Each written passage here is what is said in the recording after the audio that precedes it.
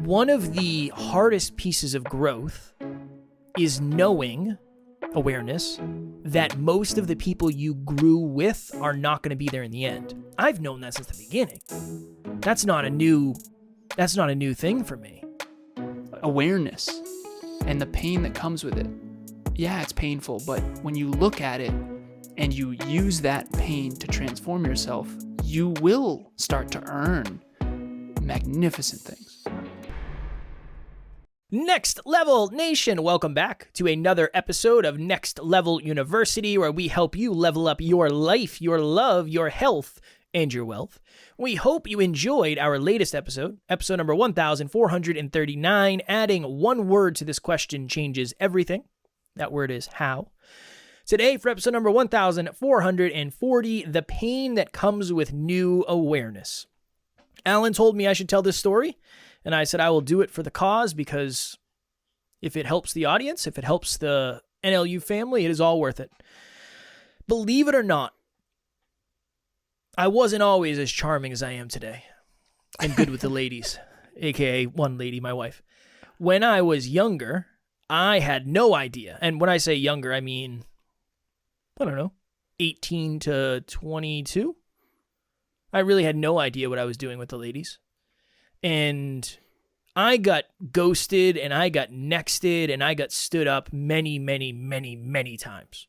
Many times. More often than I would care to admit publicly or even privately. But one day, I was going through my old DMs on Facebook, so Facebook Messenger. I don't know what I was doing. I don't know if I was looking at people I used to coach or whatever I was doing. I don't know. But I ended up getting into some old DMs that I had sent to people. And it's very abundantly clear that I have no idea what I was doing. I wasn't disrespectful, but I just wasn't very aware of how to have an effective communication with another human being. And it was embarrassing, some of the things I said. I don't have any off the top of my head. I'd have to go through, and I don't even know if they're there anymore because it was so long ago.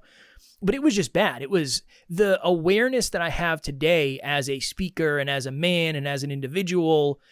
It's painful for me to look back on those old conversations with this new awareness, with regret, with embarrassment. Luckily, there's not a ton of shame because, like I said, I wasn't bad or negative or toxic. But there's definitely some shame for the way that the ignorance that I had. I, at that point in my life, assumed if you poke fun at someone, they're going to like you. The old playground thing where if you pick on somebody, that's what they want. They want you to pick on them a little bit, and then they're going to like you. I don't think that's really the case. I think it works in the movies and in cartoons and TV shows. I don't think that works in real life. Now, upon retrospect, that is the lesson I had learned. So, Alan challenged me to tell that because I think we probably all have some of that in our lives. I'm sure if Alan went back, not off the top of my head, you want me to try to find one? God, that would be awesome. That would be awesome. I'm sure you probably have similar experience. Definitely. I mean, I know we're poking fun at my lack of communication skills in the past. I think low awareness, you don't know what you don't know until you know, and then you know. And then you know. And then you know. This is the cycle that I have for this episode. So Kev, when he looks back at his old messages, his old massages, he is embarrassed. And the reason why is because he didn't know what the hell he was doing. But he also didn't know that he didn't know. And the point of this episode is the pain that comes with new awareness. So when we look back at old content, when we look back at old messages that we sent, when we look back at old photographs, if we are growing, if we are improving, if we are getting better every single day, like NLU talks about, holistic self-improvement in your pocket, from anywhere, completely free. So if we are getting better every single day, incremental improvement, holistic improvement, then when we look back, it should be painful. And that doesn't mean I want you to live in pain. That doesn't mean I want you to live in shame. That doesn't mean I want you to beat yourself up. But I do think there's a cycle that we can all run, and here it is. New awareness brings pain. So Kevin has a new awareness of, let's say he says more filler words when he speaks than he originally thought. I'm in that same boat. So new awareness, Kevin and I use filler words. We say like, we say we say you know. He uses the word interesting every other word. I'm kidding, but you used to. Okay, so that's a new awareness. New awareness brings the mirror, brings pain. All of us have had that situation where a picture of us got posted on Facebook and we got tagged and it was like, there's no way that is actually what I look like. Oh my God, please take that photo down. Maybe you were wasted like me. Maybe you were shirtless like me. Maybe, just maybe, it looks like you peed yourself like me. I don't think I did. I think I was at a lake and I don't think it was that. But I remember a picture getting posted of me having so much pain because not only was I unaware of some of my behavior that night because I drank too much, but I also, now that was public for everyone to see. So new awareness brings pain. That is a fact of life. Kevin and I don't want to sugarcoat things. We can only help you with the truth. And that's the truth. But pain also brings an opportunity for growth. Pain brings an opportunity for growth. So now that Kevin reflects back and realizes... God, it's brutal too. It's brutal? I'm just so grateful that you're willing to share this. This is the good stuff. Do it. This is the vulnerable stuff right here. God. So this is an opportunity for growth. Kevin's going to reflect on this with all of us, and all of us can look at our mistakes of our past, and then we can learn and invest that learning, that lesson into the future. And so this is it. Step 1, new awareness. Step 2, pain. Step 3, opportunity for growth. Step 4, try something new, learn something new. And then when you learn something new, it brings new awareness. So then you get pain again. This is a cycle. This is why Kevin and I talk so often about failing forward. This is why we talk about growing pains. This is why we've done at least 10 episodes on some form of growing pains. Because you don't know what you don't know. And then when you do learn it, you look back and you go, rough. And so I want to read this. Someone posted this online. I want to read this quickly, and then we're gonna see what Kevin used. You maybe want to pull one up too. Maybe meet somewhere in the middle. No, mostly just you on this one. So this was posted by Tom Bilyeu. He said, "When I think about what I was capable of 10 years ago, I am embarrassed. If you aren't embarrassed by who you were even a year ago, you're just not learning enough." Now, I think that's extreme. I think that's intense. I don't necessarily agree with it 10 out of 10, but I do know that if a decade goes by and you don't see photos of you 10 years ago, you should go, wow, I really didn't know what I was doing, because that is proof of how much you've grown. So I would much rather you have the pain of looking back and realizing you didn't know what you were doing than the pain of looking back and realizing that you've let yourself slip and that you've gotten worse, not better. So at the end of the day, there is no new awareness, no difficult truth, no mirror that you can look in that isn't going to bring some form of pain. But there's a big difference between pain and suffering, and there's a big difference between someone who avoids pain and doesn't change and doesn't grow and doesn't contribute versus someone who takes pain and transforms it. I said transform your pain into empowerment. You want me to go now? I think that would be great. You don't have anything else to say, or you could say some more if you want. No, that's it. Okay. This is January 30th, 2008 at 7:25 p.m. 2008. So we graduated high school in 2007. This is a long time ago. This means you were 17 or 18 years old. Probably 18 years old. Oh, this is going to be brutal.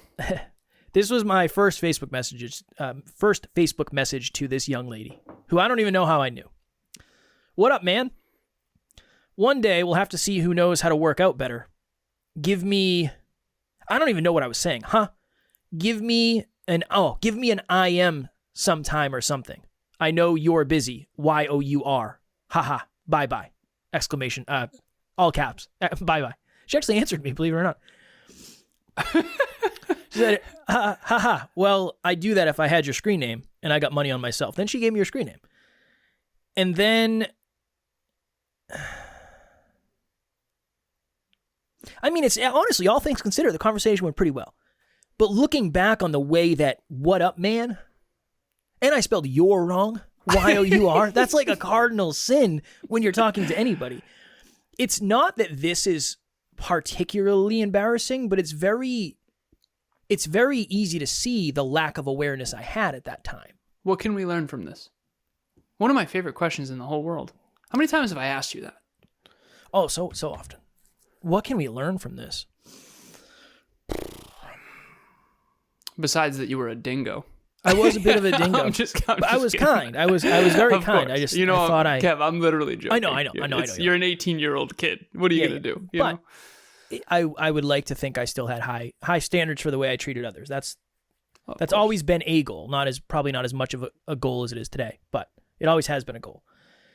There's two pains.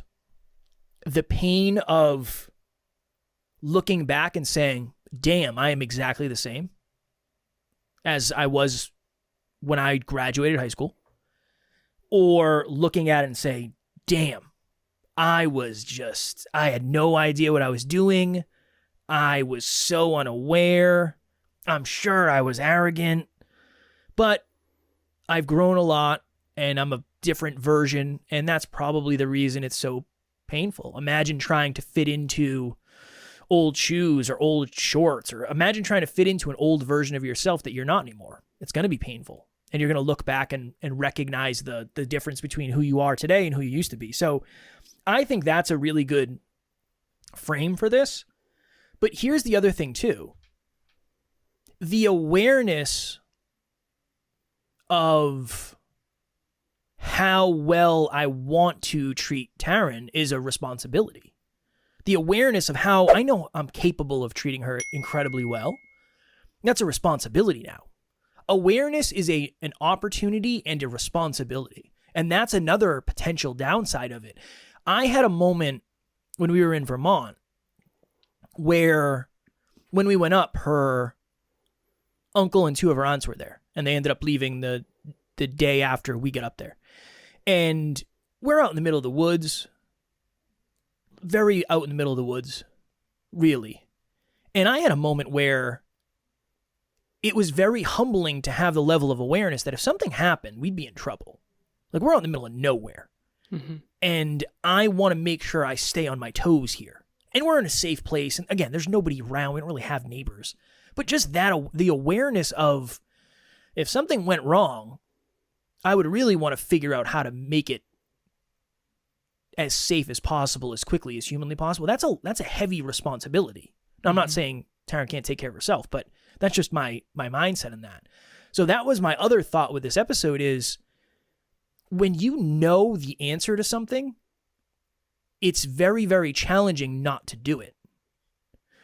I have that question, what would the best version of Kevin do? And it's a blessing of a question, but it's a curse of a question too, because I don't want to not do it. The awareness of, yeah, you could just not do it and nobody else would know, but you would. Mm-hmm. You'd know.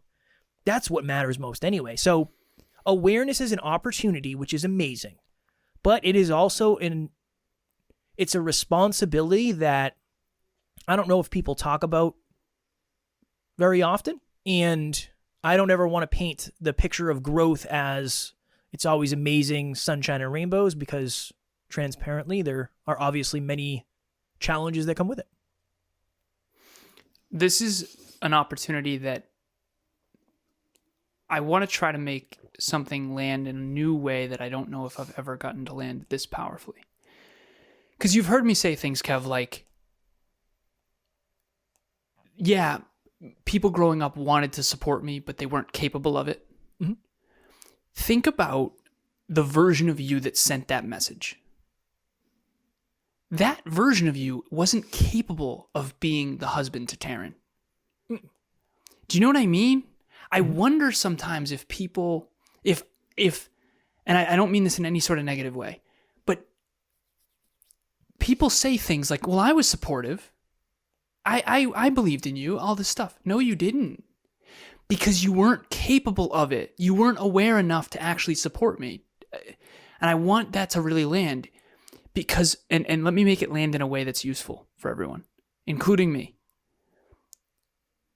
You can want a great relationship and not be capable of it. Kev, you wanted a great relationship back then. Real talk, you weren't capable of it. So what did you have to do? You had to go become better.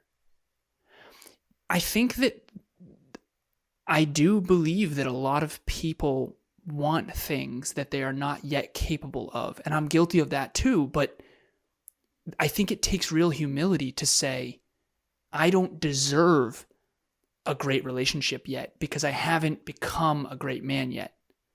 I don't deserve a great business yet because I haven't become a great business owner yet. I don't deserve a great team yet because I haven't become a great leader yet. I think that that's something that you and I, the humility piece from that frame, has always been there. But you and I don't feel like we deserve things until we earn them. The very first video you've ever done on personal development, I will never forget it. It was BEFD, Better Every Fucking Day. And it was 2012, I believe, on Facebook. And it was a Facebook Live. And you talked about how you don't deserve to be happy. You only deserve what you earn. And that has been a behind-the-scenes mantra that you and I have. We want to earn success. We don't want to be given it. You hadn't earned it yet. Yep. You and Taryn met, and you weren't capable of sustaining a relationship with her yet because she was more growth-oriented than you. Mm-hmm. And I think there's so much power in that. I think that taking responsibility is hard. New awareness is hard. Growth is hard. But the alternative is just never getting what you really want. Dude, I posted on Facebook. You shared one. Let me share one as well. Please. I remember I talked about this early in the hyperconscious days with you. I don't know if it was my late teens or my early 20s. You know what I'm talking about. I actually posted this. Now, mind you, this is on Facebook back before parents were on it. This is Facebook for the older of us. Facebook in its original was only college students. So you needed a college email in order to get on Facebook in the beginning. And it was not parents and stuff yet. So I posted this. So I read of the dangers of drinking, so I quit drinking. Or no. I'm sorry. Wait. No, that's what it would be now. I read about the dangers of drinking, so I quit reading.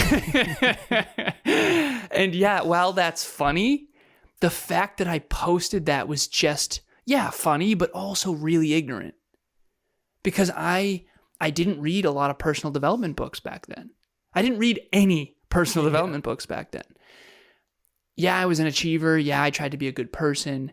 Yeah, I was focused on getting better in computer engineering and my career, but I wasn't as focused on being a better man, on being a better person, on personal development. Personal development is personal. And so this is an awesome episode because this is where it all started. Hyperconscious. Awareness and the pain that comes with it. Yeah, it's painful, but when you look at it, and you use that pain to transform yourself, you will start to earn magnificent things. What's going on, guys? My name is Austin, and I've been working with Kevin for a few months now. If there's one thing that I find super valuable is his expertise on how to position the podcast to the right audience and fit the content into the overall business plan. And frankly, when we work together, he challenges me a lot. There were some tough conversations that he initiated with me so that I can really grow in the business. Besides the coaching part, the editing team does amazing work with editing and show notes and staying on top of all communications. Overall, my experience working with Kevin has really been top-notch. It's almost like you face the pain sooner because you know what it is. We were talking about ignorance is bliss in one of the previous episodes. And one of the reasons I think a lot of people say ignorance is bliss is because you don't know the downside. So, yet. Well, you may never. Kev, you might say, Kev, what if you never started the podcast? Like, how can you imagine what your life would be like? Yeah, but I can't imagine what it would be like if I started the podcast because I wouldn't have that experience. So I don't know if ignorance is really... It makes sense. You can't have both sides. You can't have one side without the other, and you can't have both sides without the other one. So I had very similar experiences where I remember I had two places I want to go with this quickly before we go. I had a lot of people who said, hey, if you ever need me, I'm here. I'll always be here to support you. And I remember having the same moment of there's, not to sound arrogant or egotistical, there's not much you can help me with. You don't know what my life is like anymore. I know you're a shoulder to lean on, but I have plenty of shoulders. I don't need shoulders. I have plenty of shoulders. I need strategy. And you just can't offer that. That's okay. That's why you come to me when you're struggling, and there's nothing wrong with that. But I don't know if that's going to last forever. That's part one, so I very much understand that. Here's the other thing, too. One of the hardest pieces of growth is knowing, awareness, that most of the people you grew with are not going to be there in the end. I've known that since the beginning. That's not a new thing for me. And that's been very challenging. I've told you that many times, and I've told other people that. How did you know that? Because you just look at the lifestyle we have versus the lifestyle that a lot of people we grew up with have. I was Nothing so delusional about that. I didn't understand. I thought for sure. I think I lived in a world where I thought everyone wanted to. I figured everyone would want to do better. I always used to say you have to know better to do better. I always thought that knowledge, the awareness of personal development would make everyone want to do it. Because in my world, personal development is the answer. I mean, if you want a better relationship, you want a better business, you want a better body, you just develop yourself. You work on yourself. If you work really hard at your job, you'll do well at your job. But if you work really hard on yourself, everything gets better. And you and I have proven that over just 6 years. This is still the beginning of the journey. To me, it's the obvious answer because everything is on the other side of you getting better. But that's awareness. Just like it's an obvious answer now that you shouldn't quit reading, you should quit drinking. I know.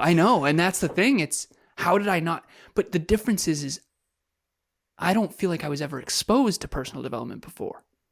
Dude, I'm going to be brief about this, but Kevin and I will go into high schools and Kevin and I will be alarmed at how few people resonate with personal development. I'm more alarmed than you are. Yeah, I was going to say, I know I'm aware. That's one of the reasons I struggle with talking to certain age groups is because I know it's not going to land. For me, in our high school, we never had a personal development speaker. If we did, I would have, I feel like I was, if I had someone in my life that was into personal development, I'm not even kidding, and I'm not trying to be unkind to anyone from my past. There wasn't like a really holistically well-developed man who was super into personal development books in my life. Same. That wasn't common. So, but if there was, I am convinced that I would have been like, holy crap, this is awesome. And again, maybe that's still something that drives me today. I hope that our listeners can see us as at least an opportunity to have other people who are into this stuff. I didn't have other people that were into personal development. I was looking for answers. That's one thing that, dude, I was always looking. I was trying to find every little answer I could find. I had mentors on mentors. I was emailing my friend's dad to see if I could figure out questions. I was asking questions my whole life to mentors. In hindsight, they weren't really holistically well developed. For me, I needed the opportunity, not, and again, maybe this is resonating, maybe it's not, and we'll get back to the original point here, but lack of awareness was my deepest pain. I was looking for answers. I didn't have a lot of resources. No. I was looking for people, places, things, and ideas that could help me achieve my dreams and my goals. That's why I read Steve Jobs' biography. That's why I was always looking for answers. I didn't have a lot of good role models in hindsight, and hopefully we can be role models for some people. But that's fascinating. Somehow you knew that not everyone was going to go on this growth journey with us. I didn't know that. I know how much I had to change. I don't know anybody else that would want to change as much as I have. It's been hard. But in some ways, isn't it like, why wouldn't you? Like, look at how awesome your life is now. No, this is kind of the empathy episode we had a while ago where, no, I understand. But you were more unhappy back then. But my life was easier, just in different ways. That's kind of the ignorance is bliss thing of my life was easier. There wasn't a lot of responsibility. There wasn't a lot of pressure. Yeah, the stress I had seemed like it was a lot of stress, and I was dealing with some mental health stuff, for sure. But all things considered, life was simple compared to what it is now. Yeah. And I would never know the difference. I'm grateful I chose this for sure, of course. I would never, you couldn't pay me to go back to that. What if you could teach you the difference? You know what I mean? I do. I just wonder, here, this is the thing. Yeah, I could teach him the difference, but I could also teach him how challenging it was going to be. And he could decide, hey man, 6 years from today, let's just say hypothetically, your life could look drastically different. You could be married, you could have a business, you could have a new car, you could have a top 100 podcast, you could have the best NLU family. NLU is the name of your podcast 6 years from today. You can have all these things. Sure, it'd be awesome. It's awesome. It is. It's awesome. But you're also going to have to look in the mirror and see parts of yourself that you didn't know existed and you're ashamed of. You're going to have conversations with people that you wish you could take back. You're going to lose a lot of people. That, I don't know. I'm sure I probably would still do it. But I would understand why somebody else wouldn't. It's a very fair. At some point we should do an episode on, if your future self could talk to you, what would they say? Because it's like, that's really powerful right there. It's 10 years from now, Kev. Like that was a hypothetical of you talking to 6 year ago Kev at the beginning of the Hyperconscious podcast. Yeah. But now let's go in 6 years in the future and have a conversation with current Kev of, hey, you're going to lose all your friends, you're going to be, less jacked than your business partner. I mean, it's whatever. I'm kidding. No, but there's pros and cons. Of course. Thinking otherwise is naive. The last thing I promise, and we'll go. Yeah. I've been talking a little bit behind the scenes with clients, team members, Emilia, you. I feel like I'm at the 34-year-old version of Santa Claus Isn't Real. It's the same. It's a also, different layer. Spoiler alert, if you're 11 years old or however old you are listening. Spoiler alert. Yeah, we're sorry about that. It's the same. It's a different layer of the same onion. That's what I've been saying. Santa Claus Isn't Real. I'll be brief about this, but I remember I was in the backseat of my mom and stepdad's car. It was Thanksgiving. I'll never forget it. I'm a man who's very committed to truth. I've always been seeking truth my whole life. And I remember I turned to my mom and I said, Mom, is Santa Claus real? And she looked at my stepdad and they looked at each other and she's like, no. And then I just was so sad. I was so sad. I was looking out the window and then I, a couple minutes later after contemplating, what about the Easter Bunny? The whole crew? Right? The whole crew. Yeah. Yeah. And then the Tooth Fairy was after that. Dude, that was a really depressing day for me. Understand. That was a really hard day for the kid. I don't know how old I was. I was probably 8. I was going to say, how old? Probably 8, maybe 7. It was a really hard day for the kid. Seriously. As far as 7-year-olds are concerned, that was a tough one for me. Because I couldn't believe how much they lied to me. I couldn't believe it. And I feel like I'm in the 34-year-old version of that, for whatever that value is for the listeners. You just got to understand that the growth journey requires another layer of, honestly, Santa Claus isn't real. And honestly, the Tooth Fairy isn't either. And honestly, neither is the Easter Bunny. And a lot of what you thought, you used to think you were great with the ladies and, that was going to totally work and that flirting in that way was useful. No, you were an idiot. You didn't know. It's okay. You were 18. And again, 18-year-olds just statistically don't know much. It is what it is. And I don't mean idiot in a negative way. I'm being playful. I mean, I was an idiot too, so for sure. But again, at the end of the day, I think that pain is par for the course. You either get the pain up front and do something positive with it, or you get it all at the end in the form of regret. And I've always believed that to be true because in my car accident, I got all the regret at once and it was nothing short of wildly traumatic. And I flipped the script and I started facing the pain in advance. So I hope that other people do too. But again, I became somewhat questioning when I realized that we didn't have a chimney. Like, how's this guy getting in? We don't have a chimney. And we do. We have a fake one, but it doesn't go to anything. I think it goes to the boiler or something. So you go in that, that's a death trap. Well, he's magic, though.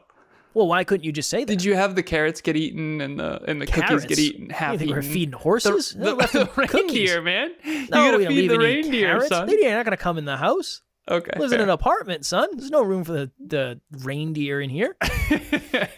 I'm just saying, man. I had questions. First of all, we don't have a chimney. So, I don't know. Magic. How's he getting in here? Magic. Well, hey. Well, you were a very contemplative little man, little boy. I believe so. I learned pretty early that Santa Claus wasn't real, and that was also devastating for me, but...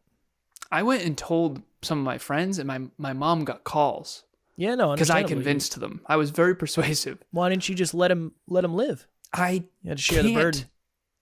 This is a one through line for me. I have to tell the truth.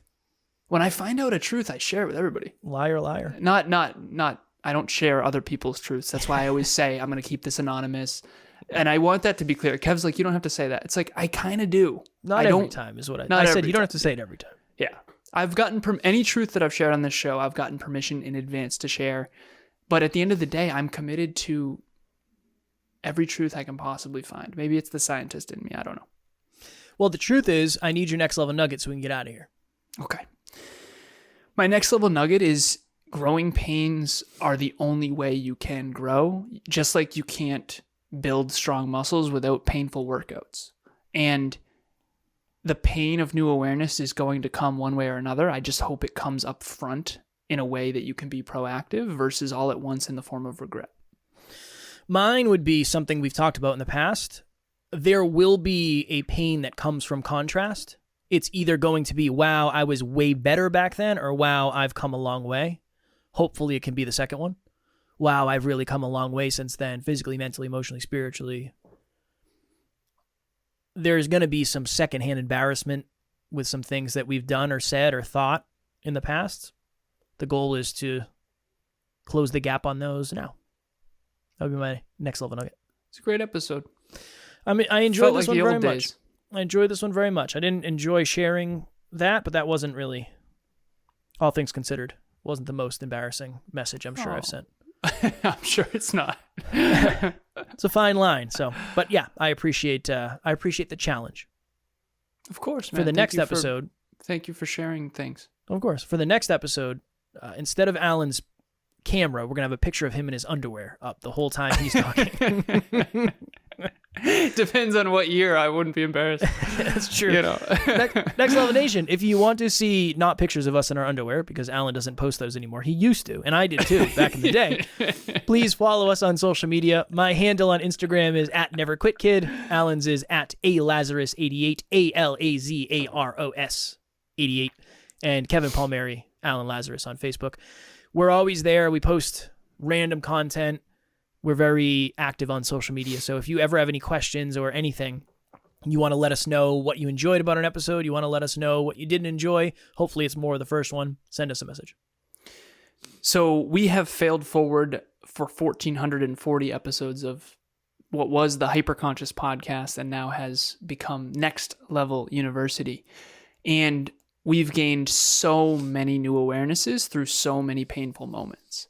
If you don't want to fail forward as long or as much as we have, Podcast Growth University is a podcast for podcasters. And I can't promise you that you're going to skip every step. There's no such thing. But I can promise you you're going to learn a lot faster than we did. You're going to learn so much faster than we did, in fact. So if you want to start a podcast, grow a podcast, monetize a podcast, Kevin has very high awareness in podcasting because he's basically screwed up more than everyone else. It's fair. That is truth. Next Level Nation, tomorrow for episode number 1441. Here's why you don't want to get lucky.